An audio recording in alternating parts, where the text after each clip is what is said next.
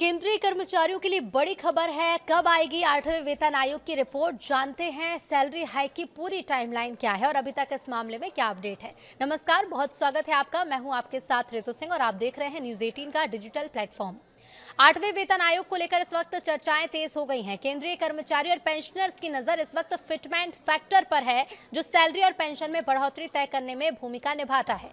अब सबसे बड़ा सवाल यह है कि कब इसका ऐलान किया जाएगा। तो बता दें कि 8वें वेतन आयोग के तहत फिटमेंट फैक्टर और सैलरी हाइक का ऐलान अगले साल जून या जुलाई के आसपास होने की संभावना है। इतिहास ये बताता है कि केंद्र सरकार जब भी कोई नया वेतन आयोग गठित करती है तो उसकी समीक्षा, हितधारकों के साथ बातचीत और अंतिम रिपोर्ट तैयार करने में कम से कम 18 से 24 महीने यानी कि 1.5 से 2 साल का समय लगता है। पीएम मोदी की अगुवाई वाली सरकार ने 8वें वेतन आयोग का गठन 3 नवंबर 2025 को किया।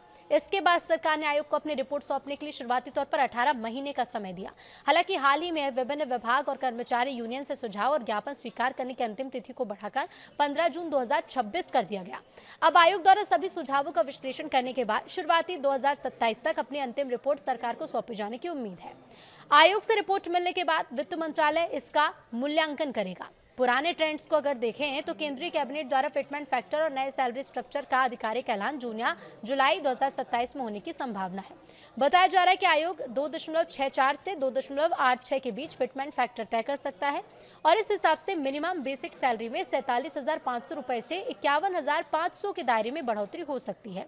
इससे कर्मचारियों की टेक होम सैलरी में सीधे तौर पर 15 से 25% तक की शुद्ध बढ़ोतरी दर्ज की जाएगी। एरियर को लेकर नियम क्या है वो भी जान लीजिए। तो कर्मचारियों के मन में अब ये भी सवाल आ सकता है कि अगर ऐलान 2027 में होगा तो 1 जनवरी 2026 से लेकर घोषणा की तारीख तक के समय का क्या होगा। तो केंद्र सरकार का ये नियम है कि नया वेतन आयोग हमेशा अपनी तय तिथि, जो कि इस बार 1 जनवरी 2026 से ही प्रभावी मानी जाएगी, यानी कि जून या जुलाई में जब कैबिनेट की इस पर मुहर लग जाएगी तब से बढ़ी हुई सैलरी मिलनी शुरू हो जाएगी।